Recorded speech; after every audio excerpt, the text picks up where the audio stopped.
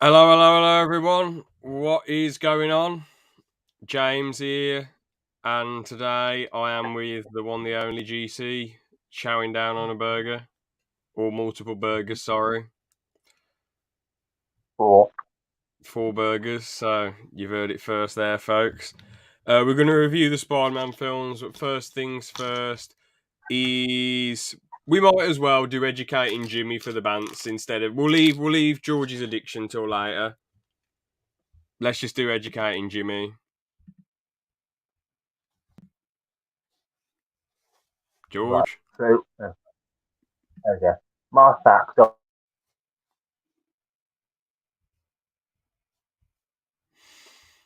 of me, because we're doing the Spider-Man trilogy, I thought we'd do like, make this a bit of a Spider-Man themed question, well, fact.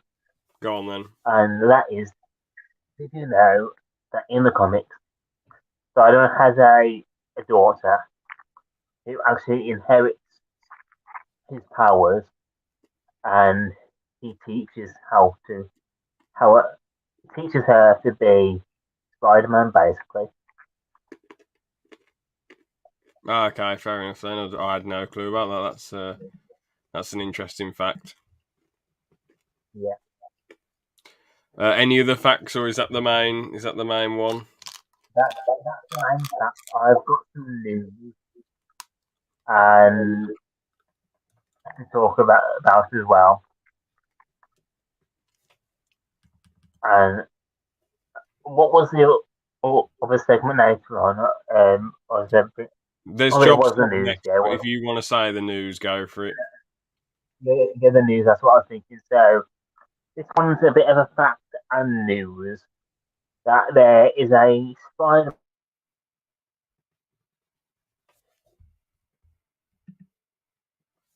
movie style one.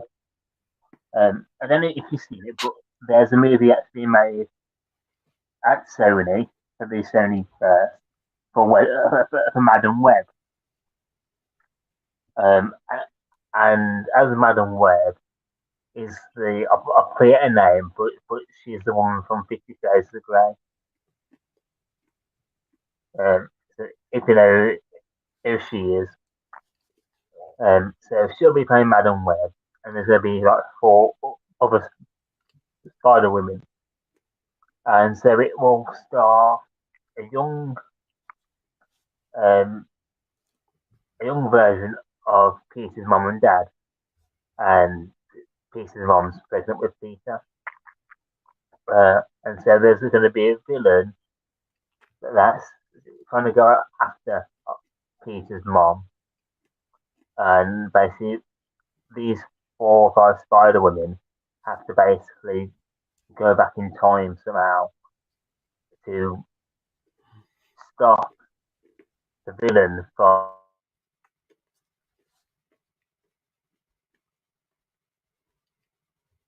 Spider Man becomes Spider Man.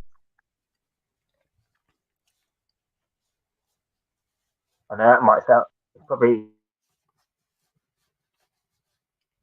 So you're lagging and pausing quite a bit. So it's the villains going back in time to stop Spider-Man from becoming Spider-Man. Yeah, being born.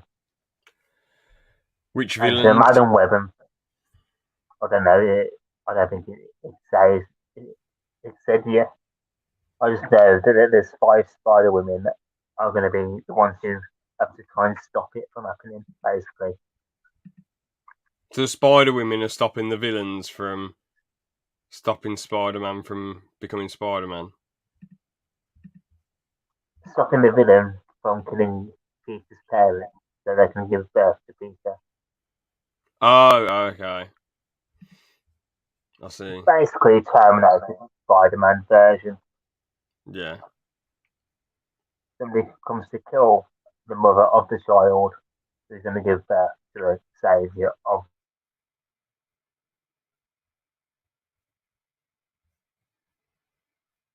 the world based. Yeah. I really am liking to myself. I know. See if Do you want to talk? Do you want to talk about the boxing fight? you want to talk about the boxing fight. Let me know if Bro, I your seem audio a just sounds bit better like now. 10 times better. George, what did you do to fix it then? You just Oh, sounded I've like just 10 times better. taken the headphones out. Oh, yeah, it sounds way better now. So basically, we had the KSI fights last night. So we had. I don't know if you want to get the card up because I can't remember everyone that was on there. But I'll be able to tell you who won and what happened.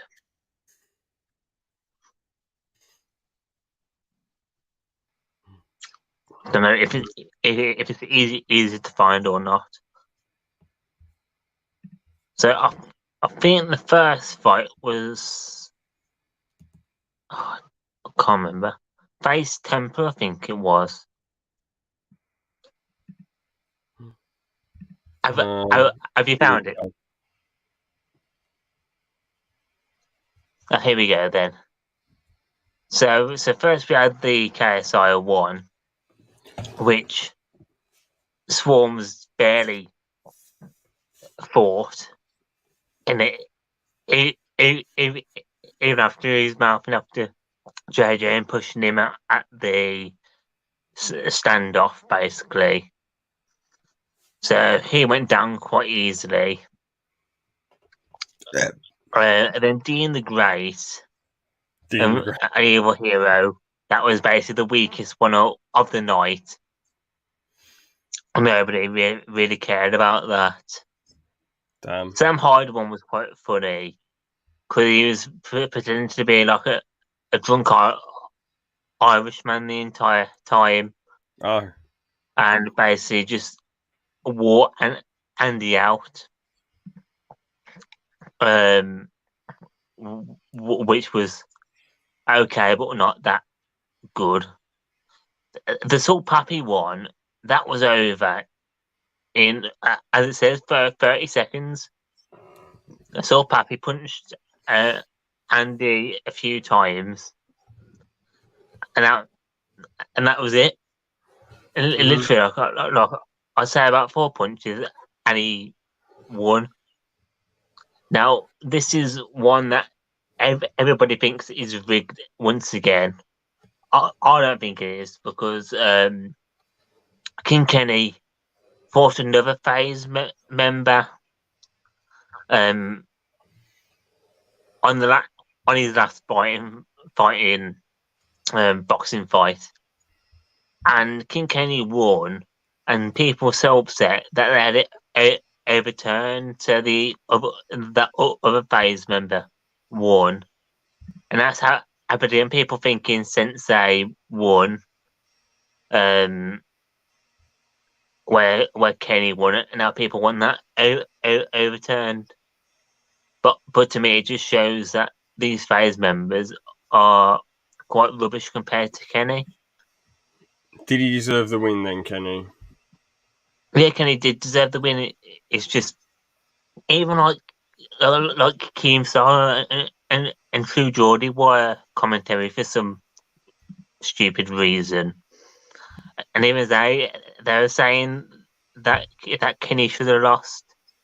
But I don't think Keemstar or George, I'm True not Geordie being really funny. know what they're doing. George, you are sniffing some cocaine if you think George doesn't know what he's doing. He's a fighting mastermind. He knows more than me What about was wrong boxing. with this? What do you mean he was wrong with this? Oh, I'm sorry, George. I'll take True Geordie's word over you. I'm going to see what he says. But and maybe have watch you the seen fight. the fight? No, you No, but haven't. I'm gonna trust True Geordie over George on this one. I'm so sorry, but Geordie knows his shit, and with all due respect, No, he doesn't.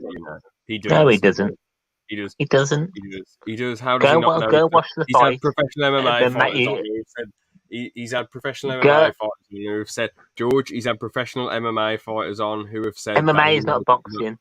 he's had professional fighters and boxers on who've said he knows what he's on about. So you've been destroyed there, George. Go and watch the fight first, then, and then make your decision. I'll tell you what. Okay, then we'll go to the next fight then now, which is Deji versus Fuzi. Now Deji was on a 3 losing streak. Yeah. And if you look at Fuzi, you could probably get a few pictures up, but it was looking really big and really muscly. And Deji looked like he hadn't trained that much. He looked quite similar to what he did for his last fight. But he broke Fuzi's jaw. He broke Fuzi's nose, and I think he did something to his eye socket. Oh. I don't know if you can get a picture up of what Fuzi looked like after.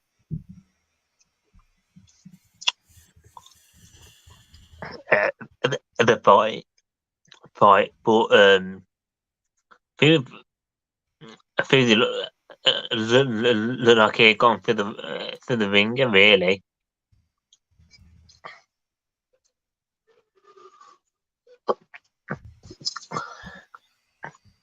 Let me know if you can see it, because there's got to be some pictures somewhere.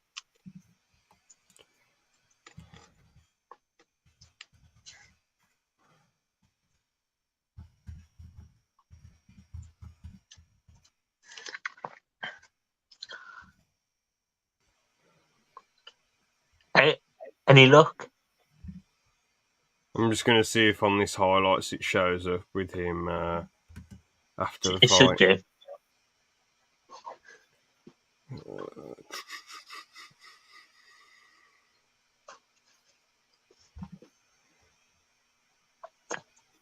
Right, let's see what his face looks like then. I'm just waiting for them to... Yeah, he don't... I guess his eyes are a bit big. Yeah, I guess his eyes are pretty big. It's not very nice. Hold on, Liam's here. Way. There we go. Ooh. Hello there. We have to go to hospital for it, don't I?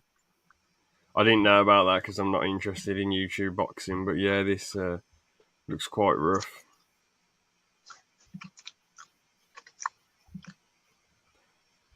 Yeah.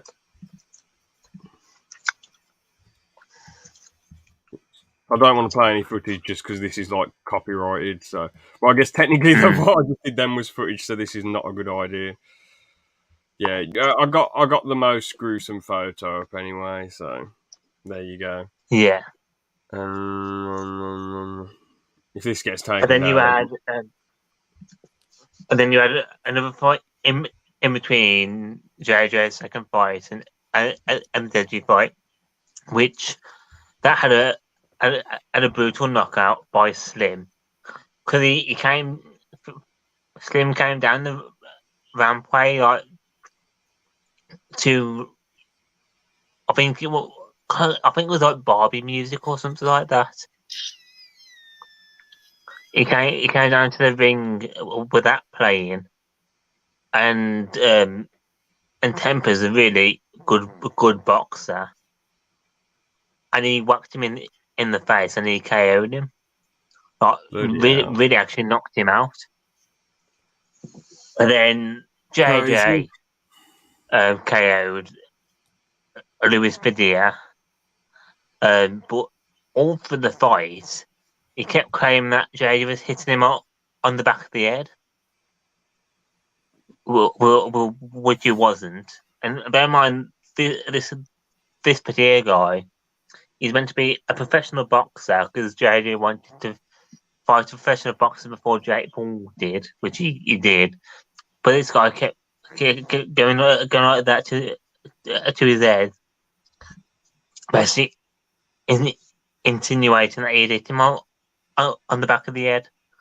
Yeah. So it just shows you don't have to be good to be a professional fighter, because this guy was absolutely rubbish.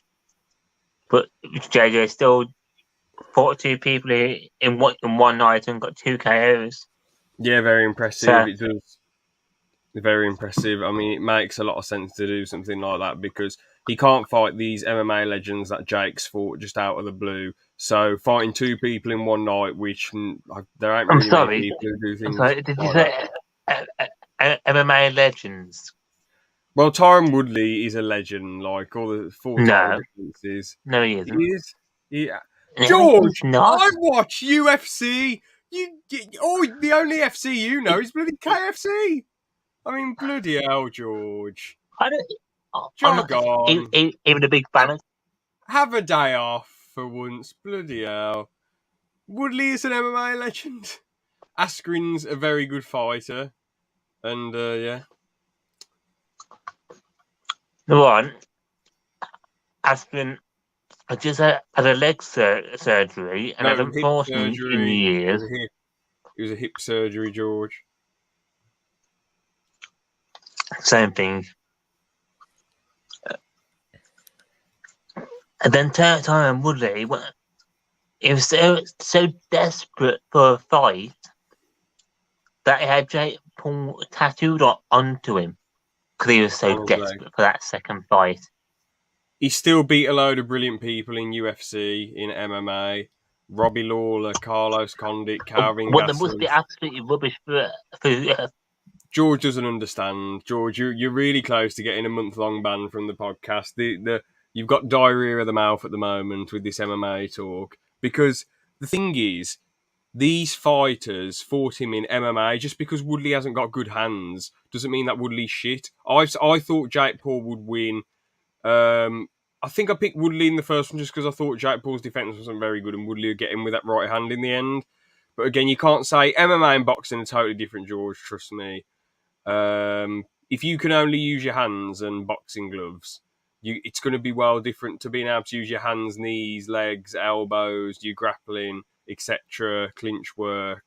It's well different. So it doesn't mean those MMA fighters are rubbish. It just means Woodley hasn't got good hands. It doesn't mean Woodley's so good. Why instead of knocking Jake out, why did he go? Oh, I'm going to hit you. I'm going to hit you, and then did it, and then didn't. What? Oh my god, my brain's hurting. I'm genuinely. This is killing me now, George. It's the exact same reason why like, all right. I'm not trying to suck up to myself, but let's take karate for an example. When I'm backing someone up with my kicks and feints and leg kicks and side kicks to the knee, you could say, well, why didn't you just catch his side kick and throw a punch to his body? Because I feinted. Jake was against the ropes. Yeah, no, but it's still, if you commit to hit someone, you're risking getting yourself hit. It's because the reason why he went like this was because he landed it on him once and he thought, oh shit, okay, if I'm going to hit him again, I'm exposing myself to be hit by Jake. So there's a reason JJ and the entire Reddit mocked Woodley. They're literally doing sleeping memes. It's because they're a bunch of YouTube people. That's why you don't know what they're talking about.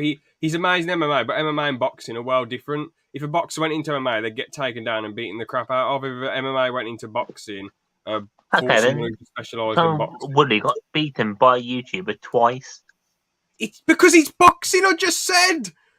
Am I speaking an alien language? Am I from Mars or something, George? Right. You don't even watch the fight, so how would you know? I've watched a lot of highlights of the first fight, and the second fight I just watched Jake Paul flooring him. And the reason I know is because boxing is well different to MMA. Why do you think that MMA fighters don't just go into boxing and just like punch people in the face? No, so Jake's picking MMA fighters that aren't boxers.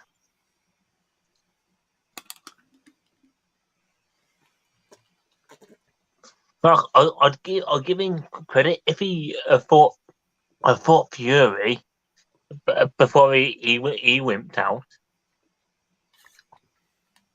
Well, that'd be ridiculous.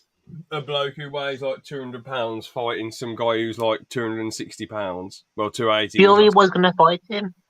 There's a date. No, Tommy Fury. Yeah, sorry, Tommy Fury. Yeah. Yeah. Yeah, Sorry, when people say Fury, I instantly think Tyson Fury. But yeah, if he Tyson. Yeah, fought Tommy Fury, that would have been cool. But there you go. There you go. yeah. I Can we just move would have given on? him respect for that. Can we just But move on now? they Because could this is just boring fought me. losers, basically. Yeah, whatever. Nice one. Let's move on. So this segment is job slobs. So would you rather? Would you rather work in a biscuit factory or be a care worker? So pick your poison. Could you steal the biscuits and eat them while you're working? No, you can't do stuff to get fired. That's ridiculous. That's not how it works. Well, you only get fined if they don't find out. Well, there's CCTV everywhere nowadays, George. So you get found out straight. Well, you could eat your way out of it, and then they'll give you all the biscuits in the factory. So, no. So, what do you pick, Biscuits. Liam? Yeah, probably the same. Biscuit factory. Well, I go for being a care worker because you're sort of like helping people going So to the you'd house. rather, so you'd rather wipe up poo than eat biscuits. Well, you're not going to eat biscuits, are you? You're just going to like slap the biscuits together and then maybe get a discount on the biscuit. No, George, that's not how it works. For the care worker thing, then you could just say, "Oh, well, yeah. I'll just go to someone's house and sit down for half an hour and have a cup of tea and do nothing." That's not how these things work. You have to actually do the job in this scenario. Oh. Mm. So you pick biscuits. Well, Yeah? you can still do the job. You just take a biscuit once in a while. They won't notice one biscuit going missing. Right, why would you, Liam? Why would you pick the biscuits then? Biscuit factory. I mean, just because I think I imagine it'd be less stressful. I think. I just think with a care worker, I don't know. It's not an easy job, and Yeah, it's quite hard. Yeah, looking after people and probably a lot of elderly people, and no, I'm on about like ones that just go to people's houses. That's what I mean, not care home workers. Yeah. But I mean, like a lot of like your clients would be old, elderly, It is quite a brutal job, but I'd feel like I'm actually helping people. While with like working in a biscuit factory, it just get depressing and all the fumes and pollution from the machines. No good. But just my opinion, obviously. So, well, if you guys are ready to move, oh yes, sure, hey, hoo. Thanks for joining, mate. Thank you very much. Let's move on to the Spider-Man trilogy then. I can't even remember. Oh yeah,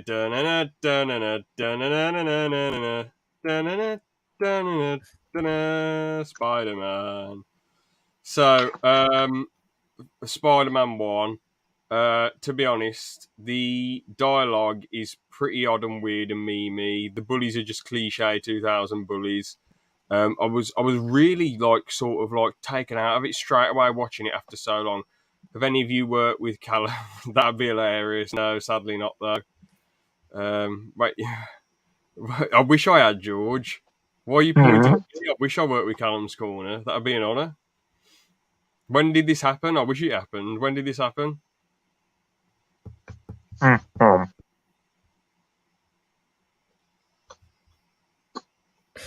Why are you pointing at Liam now? He hasn't worked with Callum's Corner. You're pointing at yourself. When did you work with Callum's Corner, George? You worked with him. We're moving on from this. This is ridiculous. No, none of us have worked with Callum. Anyway, I was really taken out. What I mean is you've done a video with him. Yeah, I was in the podcast. You've done videos with him. So that is basically working with him. No, that's collabing with him, not going to work with him and getting Well, paid.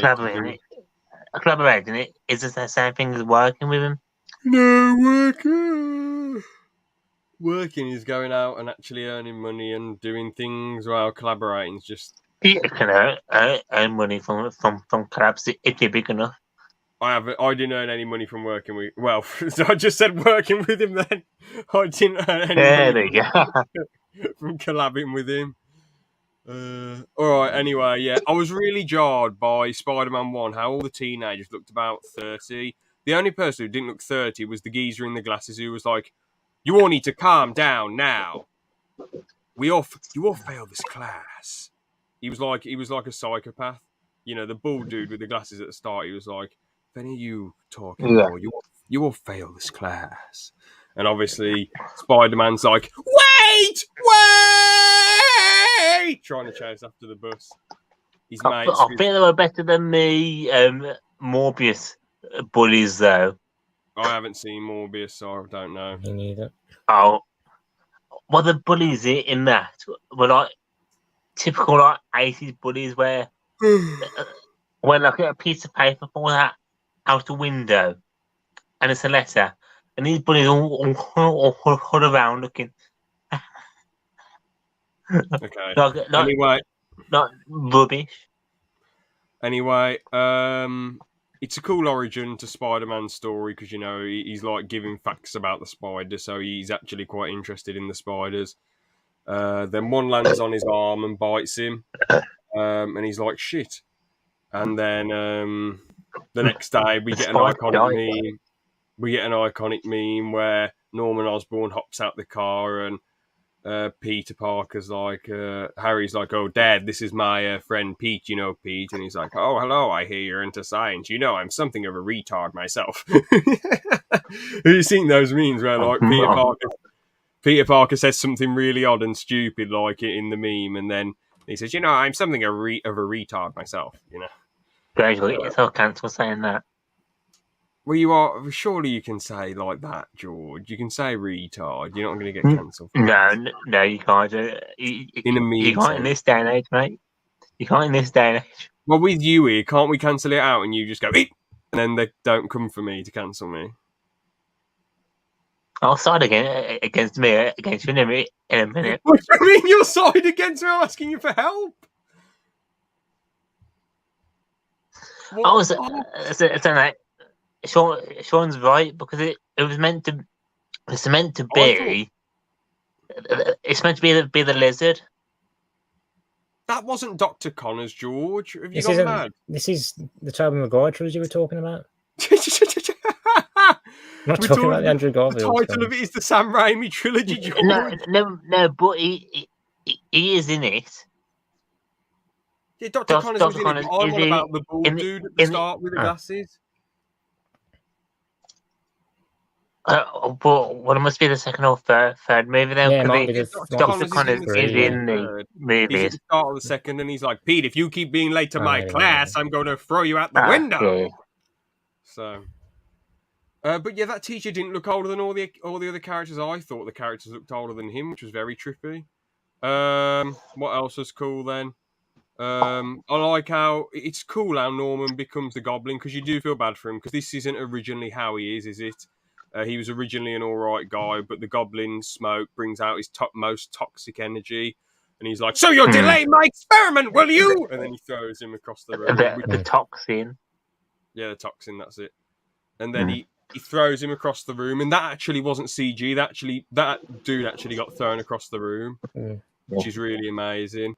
Something else I like about the Spider-Man films is that the CG looks dated, but Sam Raimi does such an excellent job because there's a lot of shots, close-up shots of the characters looking real. Then they'll move and it'll be CG. Then when they stop, it'll be zoomed in. It'll be a real shot. So that was really a good way to blend the CGI. But I've talked a lot, so Liam, what's your thoughts on it so far on Spider-Man 1? Yeah, I liked it. I think it's a good film. Yeah, a good origin story, like you say. Yeah, I suppose you got the generic bullies and all that. But then, you know, it's always good when, when the bully gets taken down. So that was.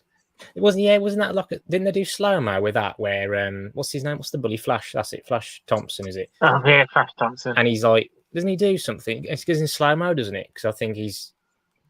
I don't know whether he's his spider senses or whatever. kicking in. Yeah, that's right. Yeah, and then when he's dodging his senses. Yeah. So that was kind of cool. That was. Yeah, and like you said, James, there is a lot of odd dialogue, yeah, and there is a lot of memeable stuff. There's a lot of like quirky close-up shots for some reason and quirkiness to it, but I think that's part of its charm. It's his as well. screams that get me. Screams. Like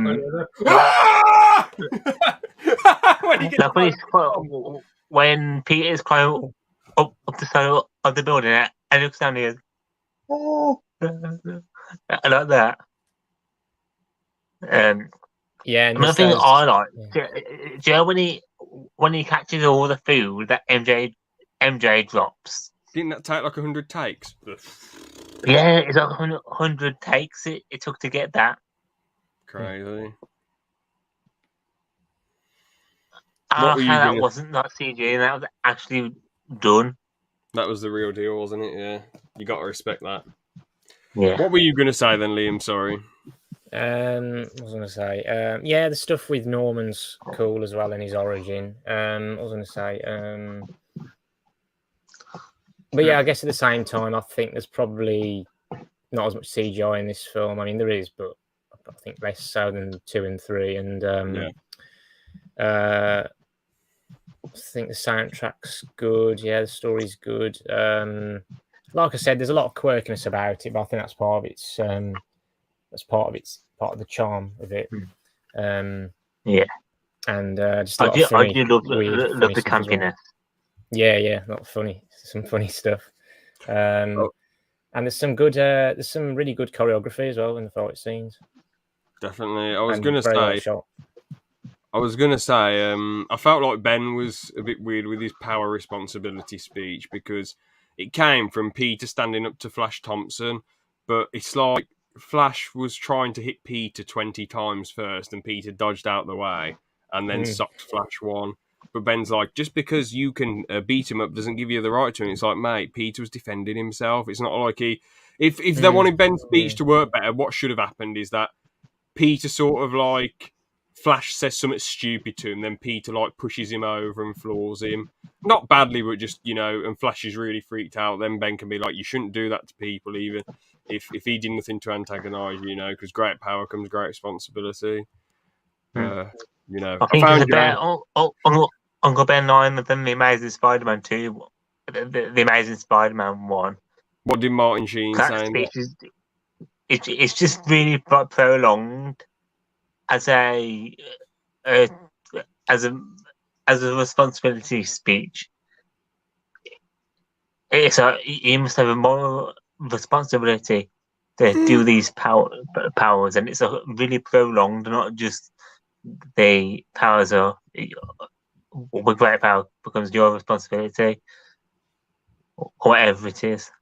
Yeah, with great power comes great responsibility. Yeah, and look, if you go watch the Amazing Spider-Man line, it's not so prolonged for no reason. I was gonna say, it's quite nice to watch because for years I've been watching bloody Marvel stuff where the heroes are a celebrity and they get all the credit and they don't have to keep their identities secret, and everyone's like, because that's what the MCU did stand out at the end of the first Iron Man film. He's like, I am Iron Man, and everyone's like, woo! And they're really happy about it. So I like how Tobey Maguire's Spider-Man, he's actually like, I'm going back to a time where they had to keep their identity secret, and it's cool because we're seeing him struggle and trying to balance his everyday life with being a hero and putting himself out there and not having any credit or any respect off of anyone. I know this is skipping it into the next movie a bit, and when he stops the train, the people on the train basically say to Peter that they're going to keep his secret for him. Yeah, because he loses his mask stopping it, doesn't he? And that's such a nice moment. It was. But yeah, it makes the hero struggle more difficult when people don't know who they are. Because they're basically in the MCU, like the heroes are just full-time heroes, and people know they are, and they're like, "Oh God, Iron Man, you're such a legend, whippy!" and all that jazz. I thought Norman's speech about when they like to see a hero fail and they end up hating you, that was a really interesting, good, well written speech.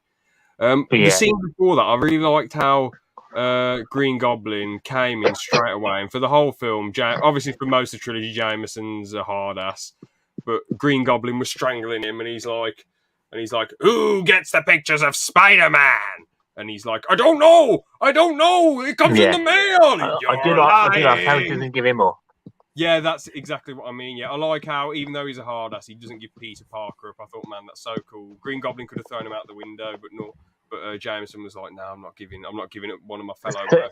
Saying that, I love the way how Norman finds out how Peter is Spider-Man, and it's because of the cut he gave him. Yeah, that was really cool. But yeah, there's some more iconic. Sorry. When he blows it through the window to see Aunt May. No, that was kind of funny, but no, I'm on about the bit where they're like, we're selling the company, Norman, and he's like, why wasn't I informed? And then they're like, well, they didn't want any hard takeover, and he's like, you can't do this to me. You know how much I've sacrificed. And then he says, shutting down, are we? And throws the grenade bomb at them. And it makes them into skeletons, which is pretty brutal. Do they kill all other people at the conference now? He does, yeah. He throws the goblin bomb at them. That really... When did it come out? Spider-Man 2? 2002. Spider-Man 2? Oh, we're talking about the first one. Oh, yeah. When I was thinking, because that scene always remind me of in Series 3, Doctor Who with the Master, when he gasses the entire room out. Because it gives you them sort of vibes. So I think that was stolen from Spider-Man. That bit was. But it is funny when Johnson goes, you're insane. He has one way in the mask. But yeah, what else is cool?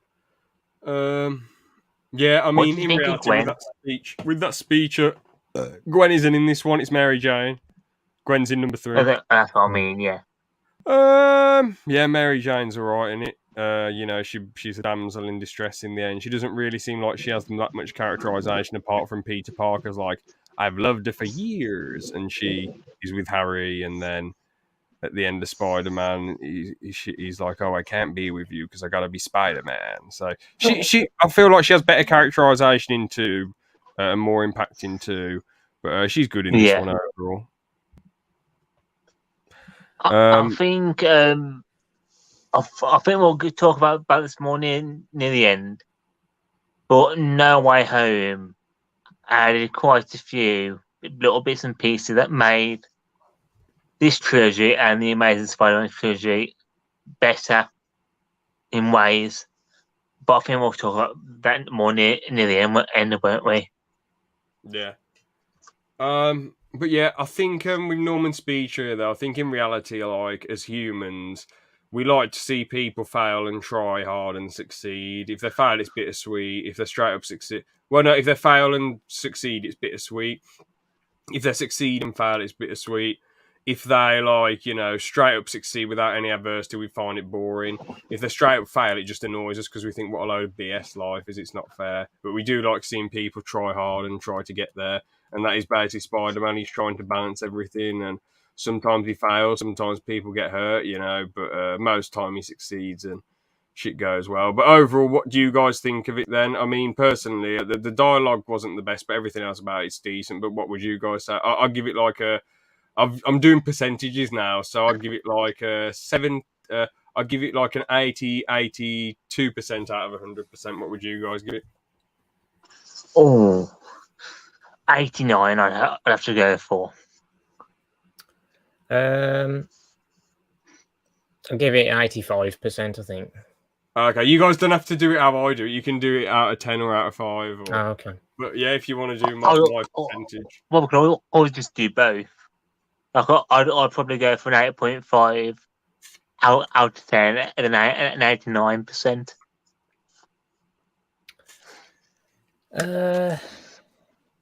Yeah, I'll probably give it like an 8.5 as well, or maybe even, don't know, maybe even a bit higher, like 8.7, 8.8. Fair enough. I think. So can I just say, I'm just looking at my profile picture. Yeah, it's James, me. how can you have two different hairlines? Is that at the pub or somewhere else? That I have no idea. I've just noticed you've got two separate hairlines. Where's the hairline? Well, if you look, you've got the one bit pointing down, and then you got the spike up there, and then goes further up. No, that's just like the same hairline. That's not two different ones. I know, but it looks different. Okay. Looks like one side's higher than the other. Yeah. Anyway, I guess on Spider-Man 2 then. I'm gonna skip the segments in the middle. We'll just, once we've got through the trilogy, we'll just cap it off with question of the day and George's addiction. Yeah, as I say, I've already got things done for that.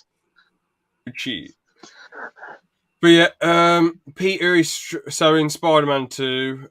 Peter's struggling a lot. He gets a sack from his job for being late because the pizza bloke has this 29-minute rule, and I mean, I'd pay for the pizzas anyway. But like, to be honest, at the end of the day, like, I don't get why they're so snooty. And they're like, "Oh, I'm not paying for those. 30 minutes late." Yeah. Like, what's their problem? Ridiculous. 1 out of 10. What? What do you mean? You're just doing that then. What this? That's becoming a highlight. Yeah. Just a 1 second clip of you doing that. What would you even call the highlight? Well, what should I even call it? Is the question. Just do the just call it the noise that you made, like the nihi. Okay. Nihi. Anyway, yeah, he's struggling, loses his job. MJ's obviously working as a waitress, to get by and start acting. And Harry's now in charge of Oscorp and becomes a bit of a, the typical Inhuman CEO, the face of a company. Oh, look at me. Oh, yeah, I'm, oh, wow, hey, oh, wow, that sort of person. Peter just struggles, he's late for class, loses his job. I like how he gets to have a laugh with Dr. Octopus, though, and they bounce off each other really well. Yeah. Which is nice. I just found it really weird, though, that, like, later on in the film, because he's late for MJ's thing, even though he's not really late, just the doorman's an absolute twat, and he's like, "Oh, but you promised you wouldn't show up late." I wish he got his comeuppance. I wish Dr. Octopus just grabbed his face and killed him, because he was like the biggest. Was this with the astronaut, or was that the third film? No, the astronaut's not a bad bloke. It's just the doorman who's an idiot who's like, "Oh, you can't come in because you're late." I know. Was he in the second or third film? He was in the second one. He's Jameson's son. To be his second one. Yeah. Because really, I don't think his character was needed. It was because Mary Jane was getting married to him. And it's like, okay, she's actually moved on, and it bothers Peter that she's moved on, even though he told her like he can't be with her. Yeah, at the end of the first one, yeah. At that funeral. Was it Uncle Ben's funeral, was it? Oh, God, I don't know. Or was it Norman's funeral? I don't know. I think it's Norman's. It's Norman's funeral. Naughty Norman Place from Fireman Sam. But yeah, Oc's a cool character, I was going to say, though. I like how he says, "Oh, I'm using intelligence as a gift, not a privilege, and use it to better mankind." And he's using his intelligence to help humanity by getting unlimited energy. But the thing is, he's doing it for his own ego. Unlimited power. That's the thing. He's doing it for his own ego. He does say stuff like, "Did Edison invent this in a day? Did this happen in a day? Did Newton have an apple fall on his head in a day and all that?" He's like, "Well, okay, that happened in a day, but you know what I mean." I think Alfred Molina is the perfect Doc Ock. Don't think there could be anyone better. Well, he's the only on-screen Doc Ock, isn't he? Yeah, but I don't think there could be anyone that could really beat him. Probably not. But yeah, he's I really know you had the female one in Across the Spider-Verse, Into the but she wasn't that good. Don't they just like chuck her in front of a train or something?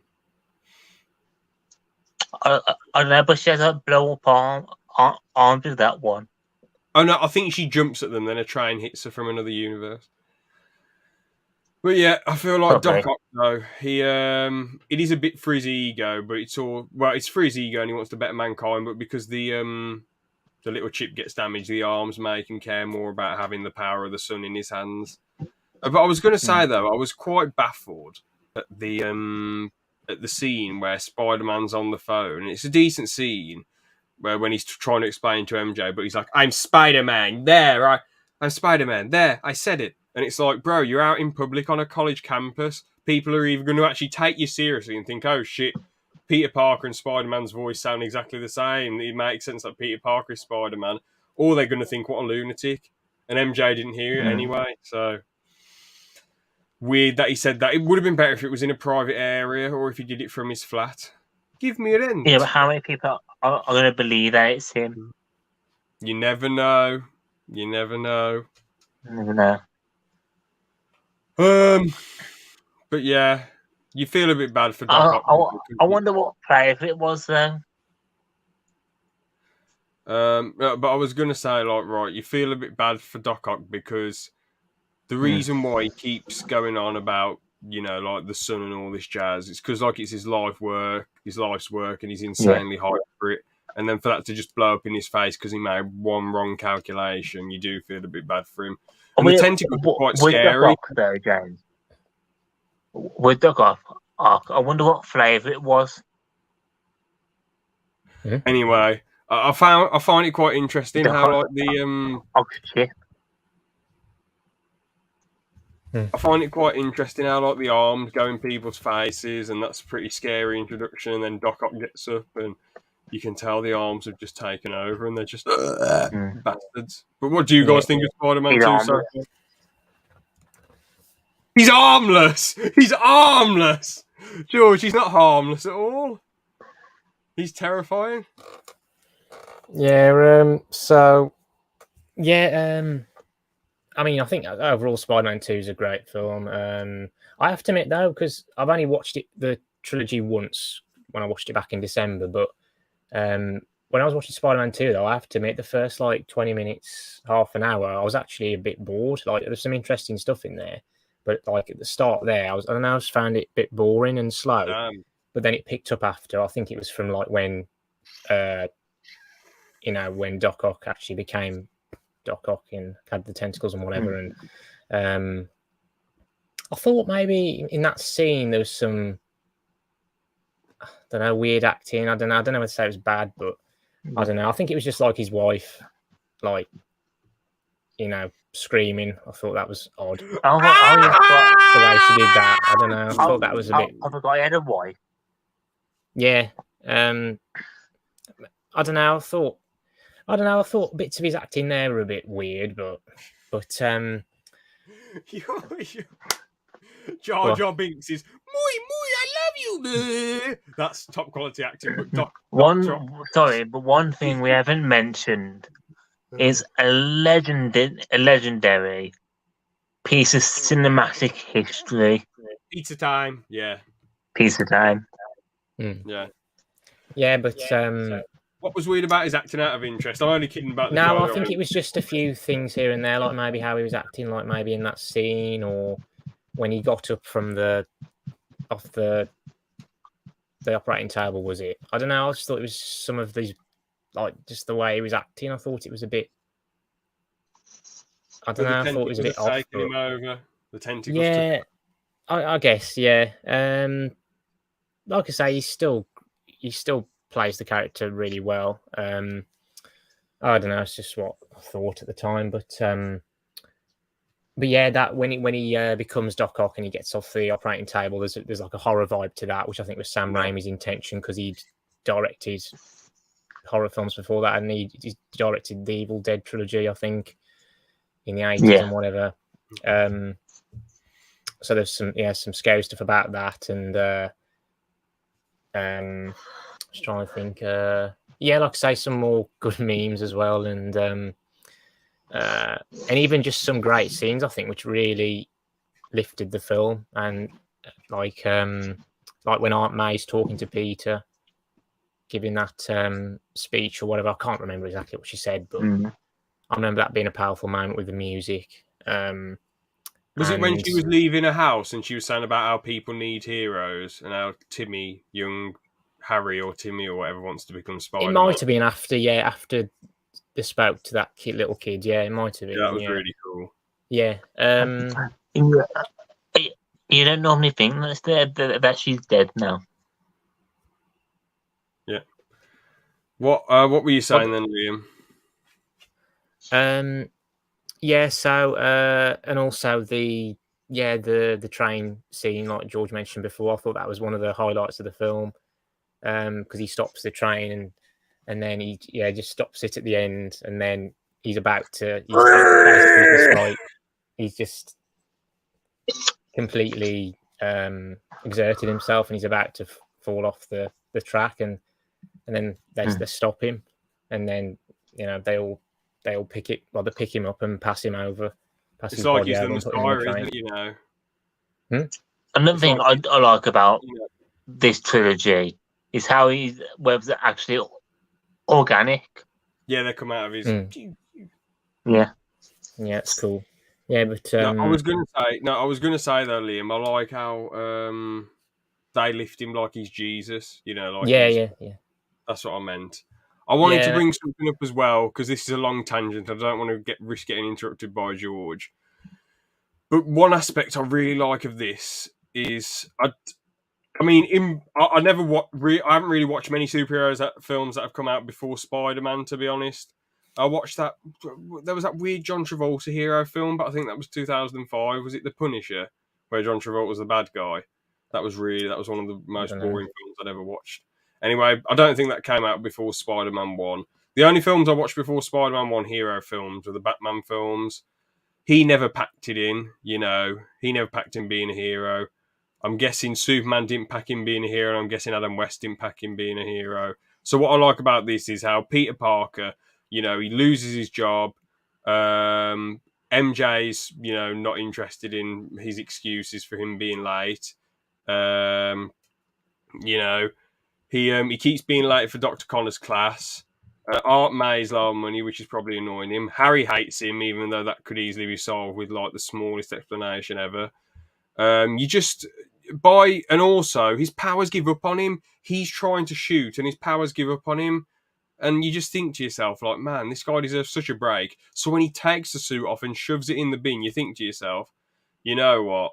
I don't even blame him for not wanting to do this anymore because his life he's trying to balance so much, and it's just so difficult for a 17/18-year-old person to do this shit, or anyone in general to be Spider-Man. So and the thing is, his life doesn't get like next level and realistically better, but he gets better and he has more time to do other things. But he sees someone being robbed. He saves a kid from a building, but then someone on the fourth floor dies. He has to live with these things, and in the end, he thinks it's his responsibility. Which Peter could have taken it either ways. I wouldn't have disliked him if he just thought, I don't want to be Spider-Man anymore, and he just try and I don't know, someone else become Spider-Man. Or if that would have been boring. But like the character, you wouldn't be annoyed at the character for doing that, even though that would have been a lackluster ending. And him becoming Spider-Man again, you understand why, because he's been blessed with his power, so he takes it upon himself. It's his responsibility to save these people. So I really love that aspect of the film.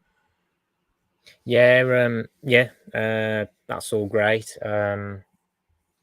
Just trying to think what else. Again, talking about his blockage. the deleted scene. His blockage. What the hell? What's this? Well, that's what he gets, isn't it? Pete gets a web blockage. Oh, It's not yeah. a blockage. They can't produce the webs. Yeah. Well, not a blockage. Mm.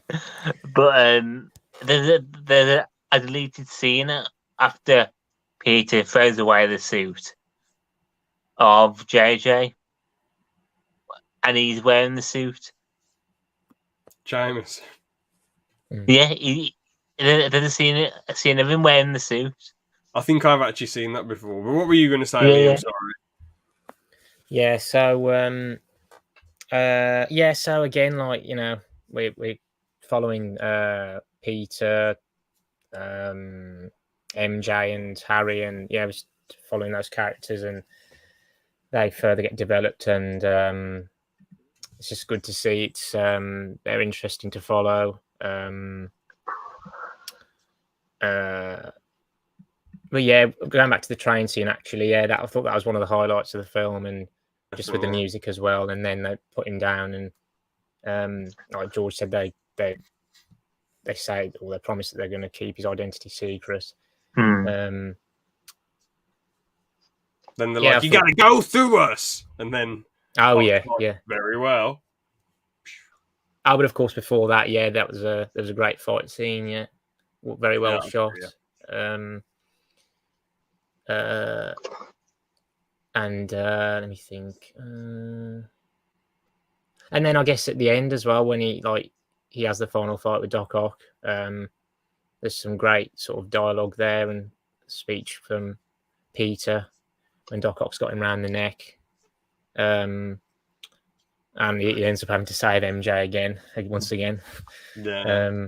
I think the cafe scene's quite good when Doc Ock throws the car through the window. Yeah, and Peter reacts to cool, it. Yeah, that's an amazing scene. Yeah. How is he going to There's one massive gripe I have with this film, though. Go on. What does Peter hang on to? What a web onto after the I know what you're going to say. rig is destroyed. Yeah, I've got no idea what he grabs onto. Yeah, I did see a video ages ago where some spiders can make like web bubbles that they can use to float away or George, go that's somewhere. Realistic. You've gone mad. That didn't. No, it is real. It's a spiders can't make bubbles and fly. That's ridiculous, George. Well, not full fly, but they use the wind to pick them up. That's probably their own weight that they can hover. Some spiders, like the spiders who can walk on water, and then they make little balloon webs and use that. No. Look it up. It's a real thing. It's a real thing. Look it up. Spider web bubbles are real.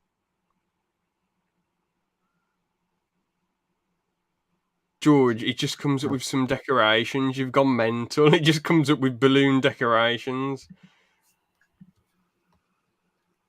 I'll look at spider web bubble. Spider web bubble. It just okay, so tablespoon. George, it's not a real thing. It just comes up with an actual bubble with a web. It doesn't say anything about spiders flying. So I think this is just not right. Well, how else do you explain it then? Well, in the film, it's probably true, but not real life. That it goes on to. In the film, it's probably true, but not real life. Well, maybe he does make a web bubble. But it looks like what does he hang onto then? If it's not a web bubble. One thing before we go on to the third film, James. I need you to get up and go to the back of your room. My spider catcher. No, just go to the back of your room. I'm not doing that, George. That's ridiculous. Please. No. Please. No. I'm setting something up, James. Just do it. Do you want me to just close my eyes? No. The point that you need to go to the back of your room, George, if this ends near up to being your bollocks, door. George, if this ends up being bollocks, you're going to be banned from the rest of this podcast. That's fine. Just do it, please. George Takes Over is going to be cancelled. If this ends up being nonsense or like you bloody flash the camera with your boobs or something, I'm not going to do be it. banned for a month. It's the Spider-Man thing. Just do it.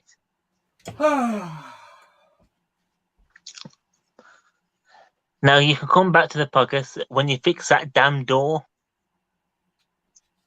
All right, you kick from the rest of the podcast. That was rubbish. Oh, come on. That was a good Spider-Man 3 reference. Oh, sorry, I thought you were actually having a go at my door handle. No, it's the me. Oh, yeah, when he's like... Oh, yeah, I know what you're on about, yeah. Give me rent. You'll get your rent when you fix this damn door! He's a good boy. I didn't even realise your door handle was broke. Yeah. Oh.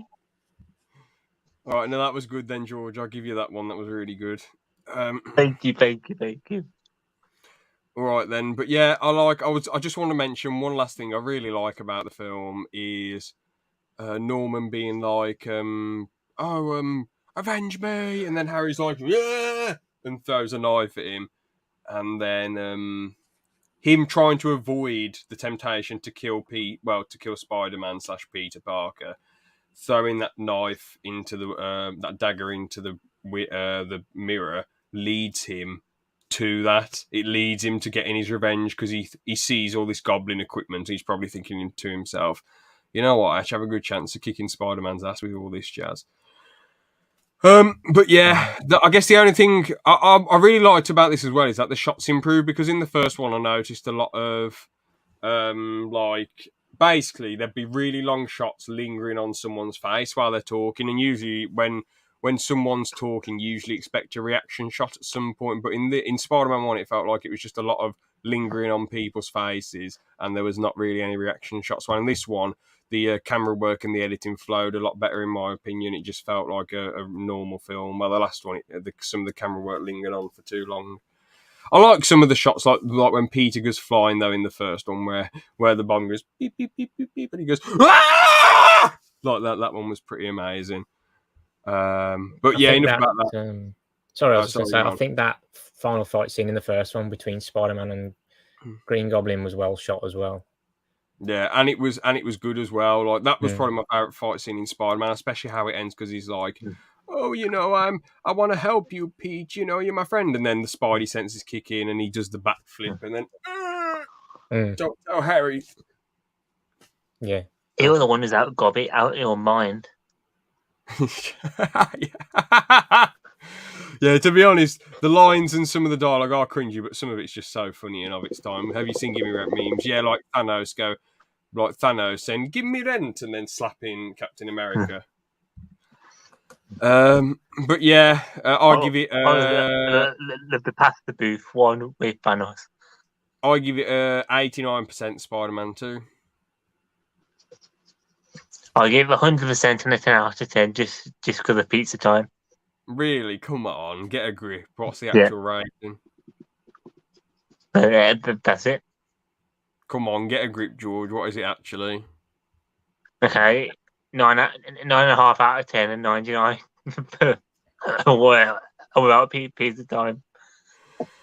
All right, Liam, what's your opinion? I just quickly want to say, I also liked how Doc Ock redeemed himself at the end as well. So I'll give it 9 out of 10, 90%, I suppose, or whatever.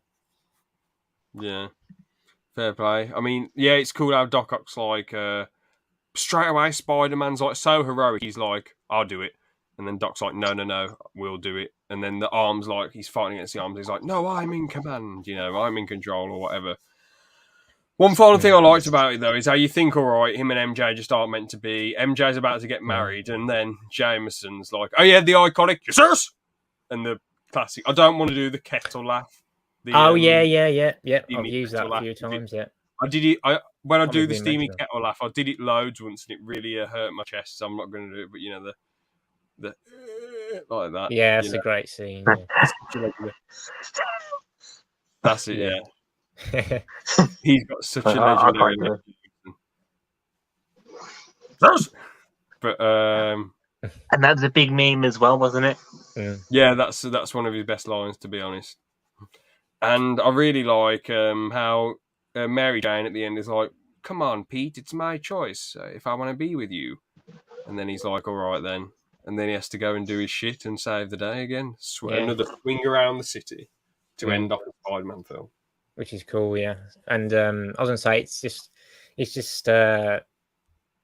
it's good as well how it's sort of like a happy ending, isn't it? That film anyway, you know, and they're actually like together now, you know. Yeah. Where they were so close at the end of the first one, but he didn't want to be with her because, like, you know, because of the risks of The thing, you know. the thing is, MJ gets so annoyed easily, man. I don't get why Peter Parker didn't get with the landlord's daughter. She was all over him. She really wanted to be with him, and she seemed really nice. But MJ is like, "Oh, fuck you, Pete! This isn't about you." And then, you know, James, you know why he didn't get with the landlord's daughter? Because they didn't fix that damn door. Yeah. Never mind then. Anyway, Spider-Man 3, it's nice. As you said, the end of Spider-Man 2 it goes well, and I like how at the start of the Spider-Man 3 it's mostly good apart from Harry being pissed about Norman's death. He's really annoyed about that. And that does annoy me a bit, that whole rivalry in Spider-Man 2 and 3, because it can be solved so easily with a small explanation. Which at the end of Spider-Man 3 it was solved with an explanation, but why didn't Peter Parker just explain it in the second one? It wouldn't have taken him that long. Yeah, because was it in Spider-Man 2 Spider-Man, which isn't Miles Morales.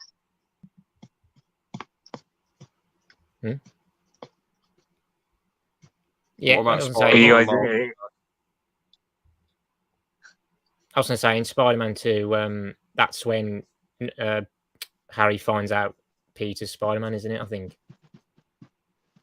I think. Yeah. Yes.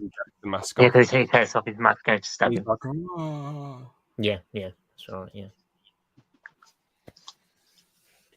Yeah. But yeah, I mean, with I think Sandman's origin story is a bit weird, like running from the police who could like shoot or taser him, and then he falls into the science pit where there's absolutely no CCTV for some reason, just like, oh, there's a load of weight that's hopped onto the sand, and they said it was a pigeon, which is ridiculous. Sandman weighs 190 pounds, so why would it just be a pigeon?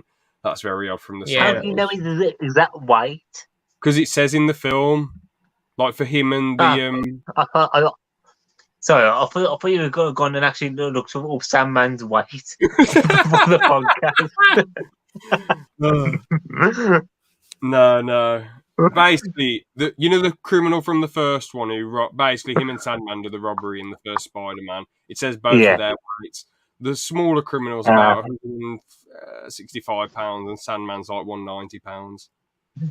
So that means Sandman's a smooth criminal. Yeah, it does.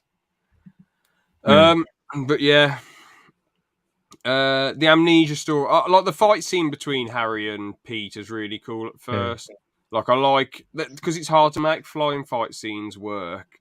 Because a lot of the best Spider-Man fight scenes are either on the side of a building or around a small area. But obviously, I suppose in the first one, the Goblin fights were cool. But the best one was when they're on the ground at the end, throwing down in that building. That was definitely the best one. But yeah, in the third, I don't think the best Goblin fight is in any of this trilogy or the Amazing Spider-Man one. Oh, you thought the No Way Home Goblin fight was the best? The final fight on the statue of Captain America was the best scene. It was the best scene, but I don't think it was the best Goblin fight. I don't think so. When it's just Peter facing off against Green Goblin at the end? Yeah, well, when they're falling through the building. Oh, that was earlier. That was earlier on. Oh, I know that was earlier. That was a pretty that bit was really good with just them two. But I think it's when Tom's about to stab Goblin with the glider, and Toby stops him. I think that's such a magical scene. Like that couldn't be done in any other way without Tom Holland, Tobey Maguire, and Mr. Mean himself. But yeah, I was gonna say though, I'm surprised Harry survived getting battered. But I suppose like when Peter kept trying to run away, so I don't really blame him for doing what he did to him. But he whacked his head off the spider web, then he whacked his head off a pipe, and then fell like 20 feet. So I don't see how he survived that. I feel that, yeah. And Toby blew him up. Oh, that was later on. Though, yeah. That was later on in the film. Yeah, we'll get to that later. But the thing is, we get a black Spider-Man in this film. That isn't Miles Morales. Okay. But the thing is, right, I like his. I thought the Amnesia storyline was really weird because he acts really dopey and daft until someone in his house reminds him of Norman Osborn and what actually happened. But I would have preferred it if Harry was actually like putting that on the whole time, and then he turns the tables on Peter. I do love dumb Harry though. No, I don't. He's so lovable as dumb Harry. He's boring. He should have just acted like how he did in Spider-Man 1 when it reminds me of myself. I thought May and Peter's convo about marriage was a good scene. It seems a bit odd that I was going to say it seems a bit odd that Harry tagged him while he was riding his bike in that first fight scene.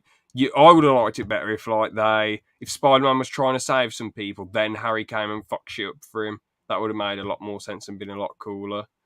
Jane's a bit of a tit in some of it as well. Like Mary Jane's a bit weird. Like she's annoyed at one critic, and then Peter's like, "Well, I have loads of people poo-poo Spider-Man," and she's like, "It's not about you." And it's like, mate, he's trying to help you here. Get a grip. You know, you just got to improve. But obviously, the next day she gets sacked because it was loads of reviews. But she does see Peter kiss Gwen.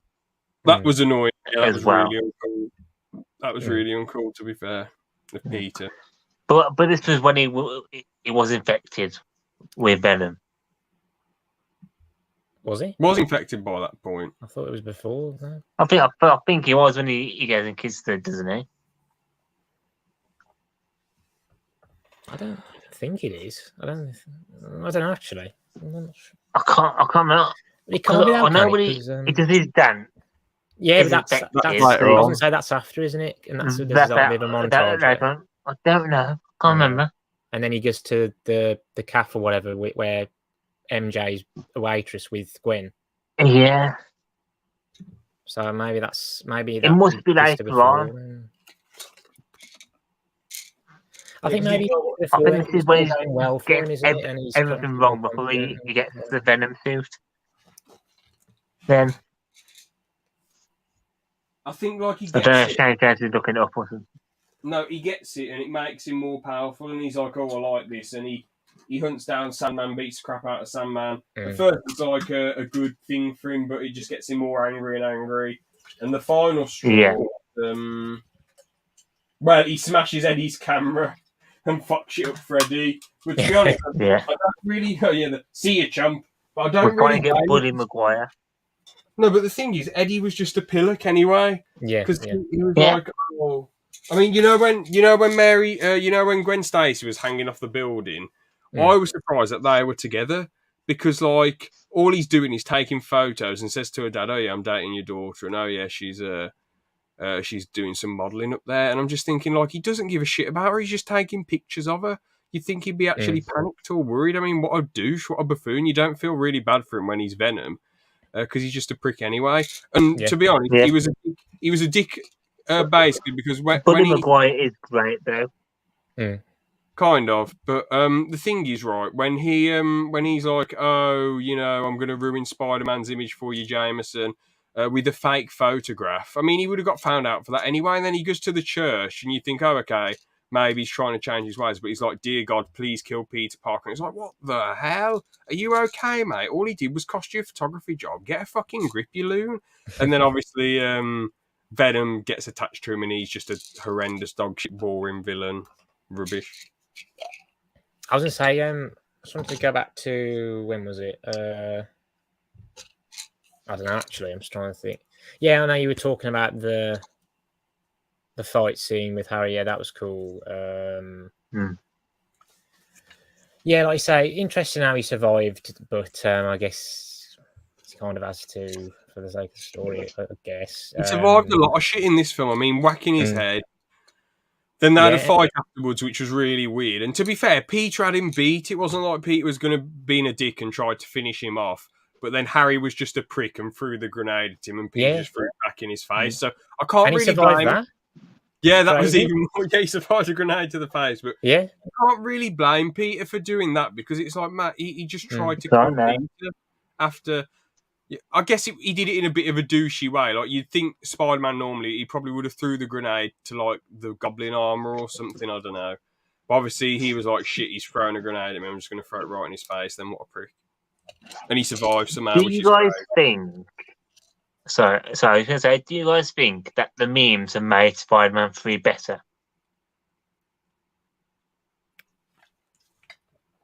I don't know. They probably have made...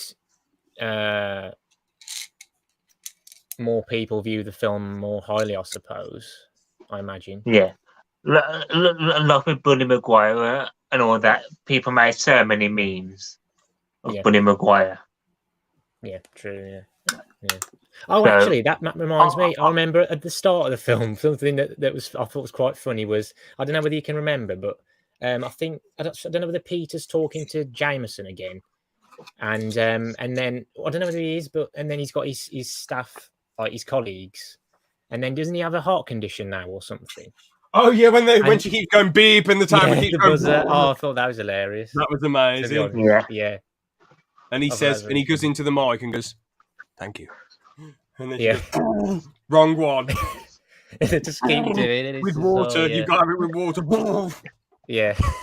Thank you. Yeah, I thought that's I've just remembered as well. I've just remembered that Peter Will Smith's MJ.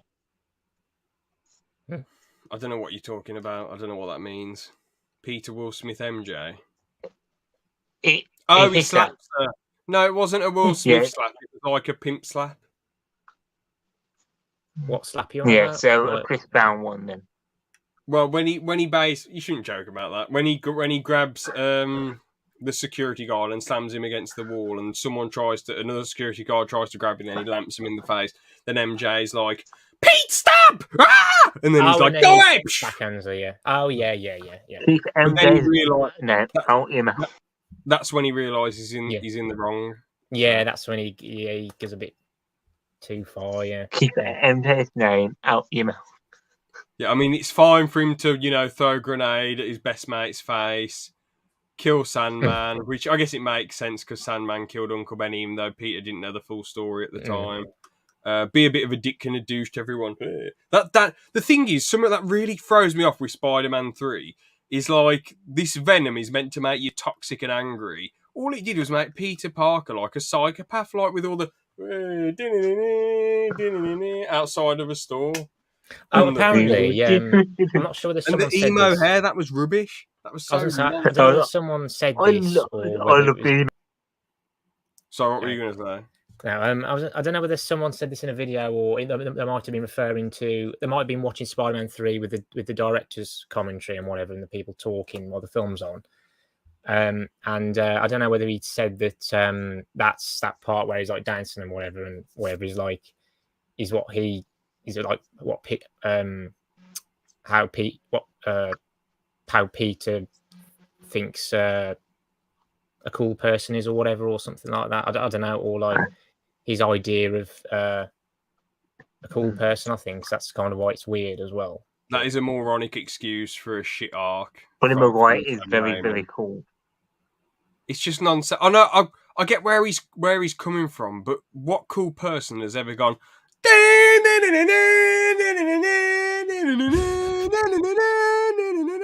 That doesn't happen. That's not real life. So that was just exactly what cool person.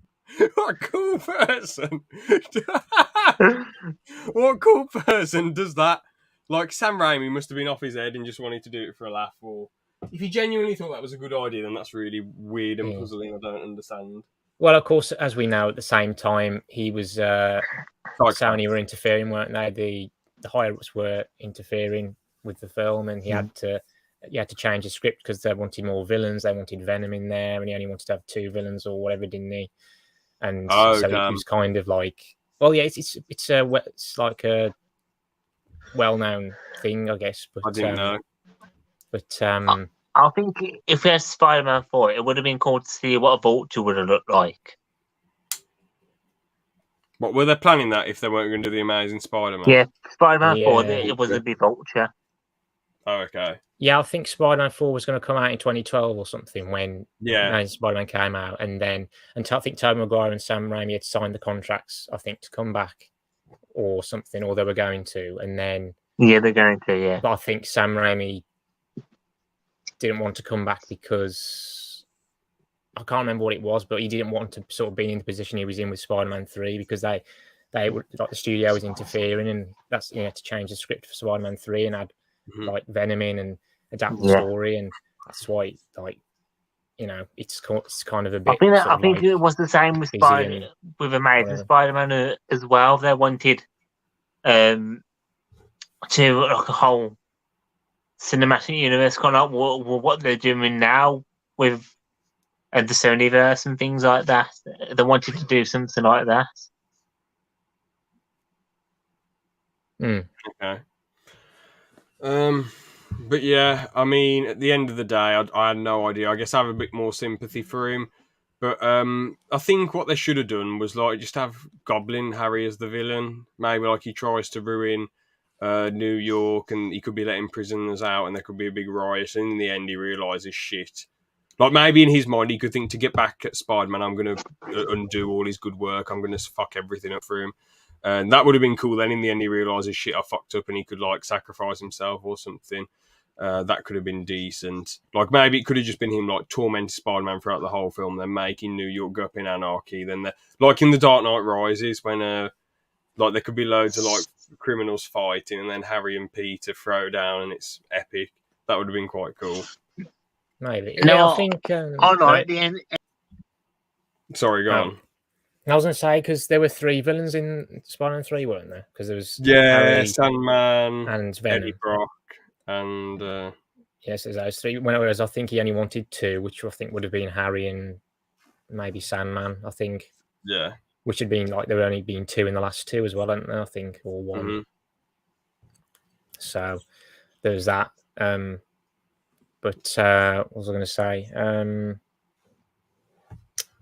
But just going back again, I mean the Harry having amnesia thing was a bit odd. I mean, it was kind of nice to see him sort of be have a good like sort of showing that friendship with Peter again. But then there's also that sort of odd scene where he's doing the twist with MJ in the kitchen, the dance. And it's kind of like, strange. Yeah, it's kind of awkward. I'm just trying to think. Oh yeah, that's what it was. It's going back to the start of the film, but I thought the Sandman stuff, like there's some